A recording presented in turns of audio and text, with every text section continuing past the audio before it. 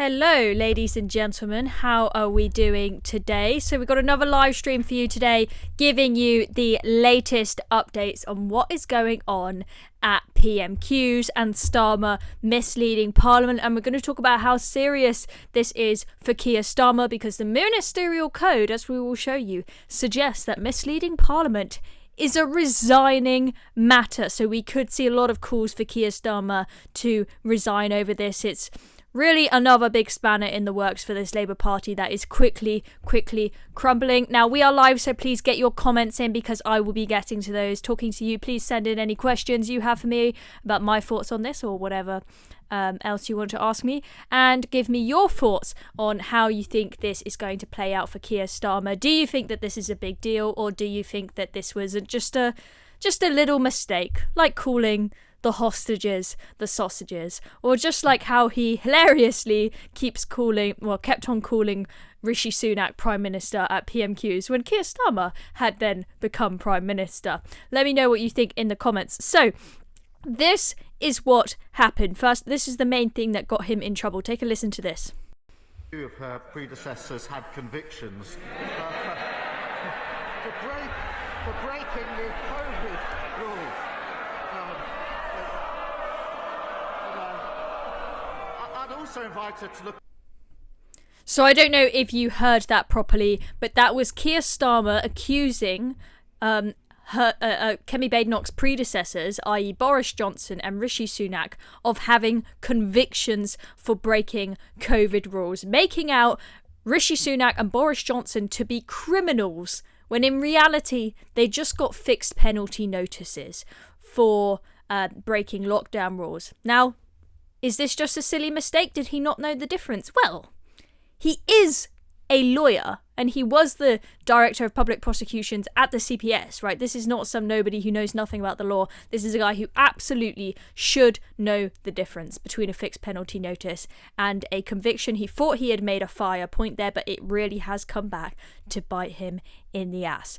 And that is the reason why he brought that up, is because this was Kemi Badenoch challenging him about what the hell is going on with Louise Haigh. We still don't have answers about why this woman suddenly had to resign. She claims that she has resigned about this, spent criminal conviction about her committing fraud with regards to this lost mobile phone. But she claims that she told Keir Starmer back in the beginning, years and years ago, when she was put in the shadow cabinet, he knew about it all along. So why is she resigning now?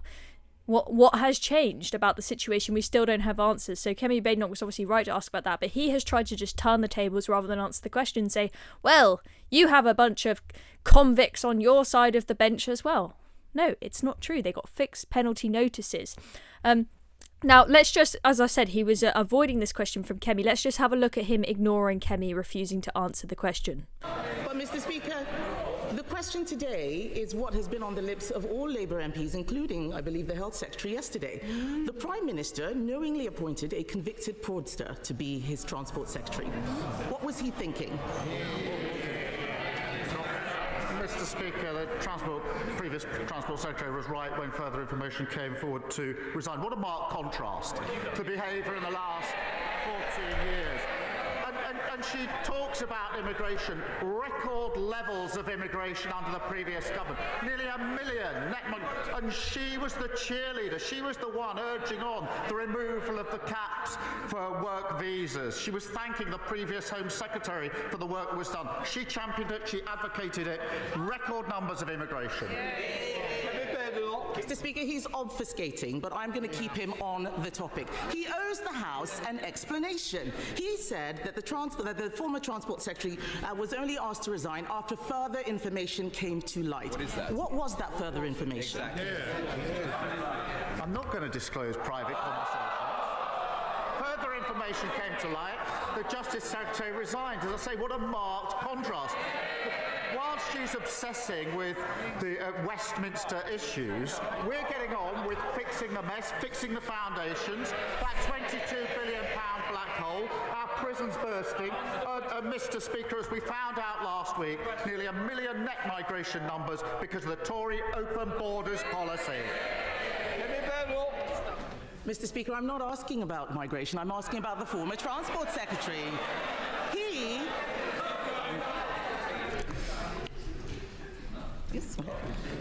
He never answers any questions. He never answers any questions. And it looks like he didn't ask his Transport Secretary any questions either. The truth is, he appointed a person convicted of fraud to the cabinet. The first thing she did was bung hundreds of millions of pounds in pay rises to her trade union friends. Wasn't this a fraud on the British people? So there we have it. There is that fiery exchange between Kemi Badenoch and Keir Starmer at PMQs today. So as you can see, Keir Starmer clearly dodging the questions, trying to make it all about immigration rather than giving us answers about Louise Haigh. What happened there? He says further information came to light. Won't tell us what that information is. We still do not know the answers. And then, of course, we had this comment. Let's go back to this for anyone who's just joining in, which is the real story of the day of him claiming that Boris and Sunak are criminal convicts. That two of her predecessors had convictions for breaking the COVID rules. I'd also invite her to look. Now, Boris is pretty upset about this, and he has said that he needs Keir Starmer to apologise for this and correct himself. So Boris, very angry. Another great AI pick of him there. And he said, this is what he said, it's come up in the GB News article, Boris Johnson has demanded Sir Keir Starmer corrects the record after accusing the Prime Minister of misleading MPs with his response to a jibe about Louise Haigh's fraud conviction. Johnson, who left the House of Commons after a so-called witch hunt found he misled MPs over Partygate, was left outraged after Starmer claimed that he was convicted during the Metropolitan Police's Operation Hillman probe rather than being handed a fixed penalty notice. Now, back in 2022, we had Keir Starmer saying that Boris Johnson needs to resign immediately for misleading Parliament. That misleading Parliament is Boris Johnson saying that he was following the rules during lockdown to Parliament when indeed he was not. Chris Rose has tweeted this old article and said, I assume Keir Starmer will be resigning immediately for misleading the House today. So is this a resigning matter? Well, I didn't think that this was that serious until I saw this GB News clip of Olivia Utley explaining what the ministerial code says about this. Take a listen. Well, absolutely. This is very, very difficult for Keir Starmer. In response to Kemi Badenoch's questions about Louise Haigh having a conviction for fraud, Keir Starmer said that two of Kemi Badenoch's predecessors, by which he meant Boris Johnson and Rishi Sunak, had convictions for breaking COVID regulations. Now, that isn't accurate. They both had fixed penalty notices, which are not the same as convictions. And obviously, Keir Starmer, as a criminal barrister, as former head of the Crown Prosecution Service, would be expected to know the difference. Boris Johnson has said that Keir Starmer has misled the House. Misleading the House is a very, very serious accusation under Westminster guidance, and actually, by convention, a minister who misleads the House is expected to resign or is often sacked by the Prime Minister. Obviously, this is a relatively minor breach of the ministerial code, but we would expect Keir Starmer to perhaps stand up later in the Commons and correct the record. If he doesn't, this issue could possibly get more and more awkward for the Prime Minister. Boris Johnson will not let this issue drop. I suspect Rishi Sunak might at some point get involved as well, and certainly Kemi Badenoch will be on the case here. If Parliament believes that Keir Starmer deliberately misled the House rather than sort of accidentally misspeaking, this could turn very thorny for him indeed. The best course of action perhaps would be to stand up in the House of Commons later and correct the record. Let's see if that's what he does.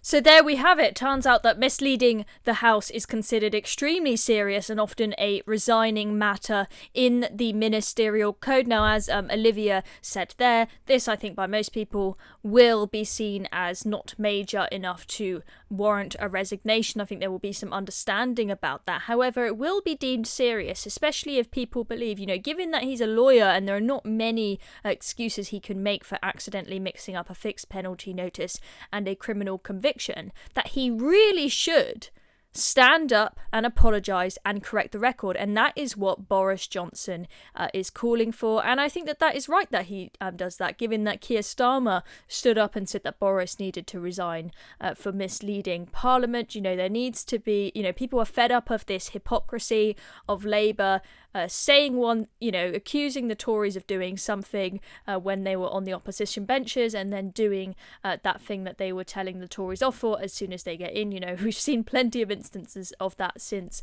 they came into power. So let's just have a look at what some people on Twitter had to say about this, some of the comments coming in. So we've got Lee Harris says, there's absolutely no way Keir Starmer doesn't know that a fixed penalty notice is not a conviction. He deliberately misled the House and breached the ministerial code. This is incredibly serious. He should resign. So Lee there thinking that actually this is a resignation matter. R. Alex says, Keir Starmer has just misled the House of Commons. Rishi Sunak and Boris Johnson do not have convictions. They were issued a fixed penalty notice. Isn't this man meant to be a lawyer? Exactly.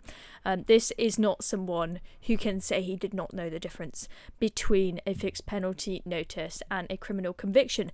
Now, it might seem the case from what we've spoken about so far that Keir Starmer is the loser of PMQs today, but actually a lot of people are suggesting that Kemi is the loser of PMQs today. You'll see in that video that I played you of Kemi Badenoch and Keir Starmer having that exchange there, that although Keir Starmer was avoiding the question, he was avoiding it by challenging Kemi Badenoch for being a minister who sat in the cabinet whilst there were millions and millions of people over the years flooding in under the Tories, who are sort of open border policy that Keir Starmer is now, you know, pretending that he is staunchly against. And so not all the comments on Twitter are anti-Keir Starmer. We've got a lot of anti-Kemi comments. So Stephen Eddington, who's on the US-based reporters for GB News, he says Starmer spent the whole of PMQs attacking Kemi over her open borders stance while she desperately tried to change the subject. Embarrassing performance from Badenoch. Truly terrible. Richard Tice also attacking Kemi Badenoch on Twitter, or X should I say, disastrous PMQs by Kemi Badenoch for the second week running. How dare Tories challenge anyone on immigration after their catastrophic failures? So let me know in the comments, do you think that this PMQs was worse for Keir Starmer or worse for Kemi Badenoch? Who is the winner and who is the loser of this PMQs? So let's get to your comments. We've had lots of great comments coming in. I've been having a look at a few of them and getting a little bit better at the multitasking. So let's have a look. The Phoenix Saga says, even if he resigns, he'll only be replaced with another stooge who will do as they're told, no differently than from one election to the next. I mean, look, Keir Starmer is clearly a terrible PM, and a lot of the stuff he has done, I think, is just absolutely disastrous and has been really destroying the Labour Party's reputation. He's been an awful Prime Minister in such a short space of time. His approval rating, we found it yesterday, is on -32, which is resigning territory. However, there isn't really an obvious, amazing successor to take his place. I mean, you want Angela Rayner to be your Prime Minister instead? Is she going to do a better job? Of course not. I mean, she has been caught up in all of the scandals, this whole thing with this Lord Alley apartment in New York. She's had her fair share of the freebies as well. Rachel Reeves, you want her to be Prime Minister? Well, she is the one who has screwed over the farmers, taken away people's winter fuel allowance, so she's not going to be a good pick either. I mean, the woman, she doesn't even know how to fill in her CV properly or how to write a book properly, because she uses copy-paste for that. David Lammy, you want that man as your Prime Minister? Whew, I don't think so, because else all your taxpayer money will be going into the Caribbean for reparations. So, good comment there from the Phoenix Saga. Cycling for Fun, he's not happy with Kemi's performance. He says Kemi was not on the ball. She should have corrected him. Yes, so you did not see Kemi Badenoch there having a huge go at Keir Starmer for saying that Boris and Rishi Sunak have criminal convictions. It's more sort of that the media has noticed and brought it up afterwards. Jackson says, and the Manchester airport too still haven't been charged. I mean, that is just absolutely horrendous. The fact that we can lock up people in prison. We've just seen another, horrible case in the news yesterday of a guy who was arrested because he commented on something saying, I don't want these, something along the lines of, I hate that these grooming gangs are raping our young girls. Sounds like a fair comment, but, arrested for that. They can act very quickly on that stuff, but Manchester Airport, you still haven't got round to it yet, have you, CPS? But, the Reform Party, they've got private prosecutors on the case now, so let's hope that something happens. Andrew says, shame Kemi messed that one. Starmer is a useless lawyer as well as a useless PM. Thank you for that comment. I like this one from Odo. Parliament is mere pantomime. Yes, maybe we should recall it pantomime. Mark says, hi, where's Darren? Don't you worry, guys. This is not the main podcast for today. We will have the Reasoned live podcast. We've got special interviews coming up. We'll have the whole gang there. Me, Darren, Alex, Eunice. 8 till 9 p.m. on this channel. So make sure you are back at 8 p.m. Get your dinner in before 8 p.m. Make sure you are ready for our podcast because it is going to be a spicy one. We are going to be looking at this whole drama with the Oxford Union. They've been accused of being run by terrorist sympathisers after you had 3/4 of the students say that they wouldn't have warned about October 7th in advance to stop it if they had known. They would have been happy for it to go ahead even if they had known in advance. Quite scary, the responses they were getting from the audience there. Sounds like it was absolute chaos. So we will be talking about that. So be back here at 8 p.m, ladies and gentlemen. You will not want to miss it. Carbon M5? Not sure that's your actual name, says it was Tony Blair's open borders policy, not the Tories. Interesting. Do we blame the Tories or do we blame Tony Blair or both for the huge surge in immigration that has happened over recent years and decades? Let's see if we've got any other good comments before we finish. There are so many of you. Thank you all for tuning in. More comments than I can keep up with. A lot of comments about how Rachel Reeves is looking. Reeves looks buggered. And I have to say, every time I watch PMQs now, I do take a look at the bench and I take a look at how the hair of Rachel Reeves and Angela Rayner is doing. Because, they both got fringes and you'd think they would blow dry their fringes and put them in place to sit on the front benches of PMQs. Angela Rayner's got a slightly better track record of Rachel Reeves on this, but Rachel Reeves often looks like she literally just rolled out of bed, couldn't even be bothered to brush her hair to go to PMQs. If I ever feel insecure about the way that I look as a woman, I just look at the state of some of the female MPs. And so many of them, all this talk about donations from Lord Ali and whatnot, I would be somewhat happy if they spent those donations from Lord Ali on getting a makeup or a hair artist or something to sort themselves out in the morning, because these grown women, a lot of them, their eyeliner, you see Angela Rayner doing her eyeliner, it's sometimes all messy, not suited to her eye shape. Honestly, ladies, sort yourselves out. You guys look like a train wreck on those front benches a lot of the time.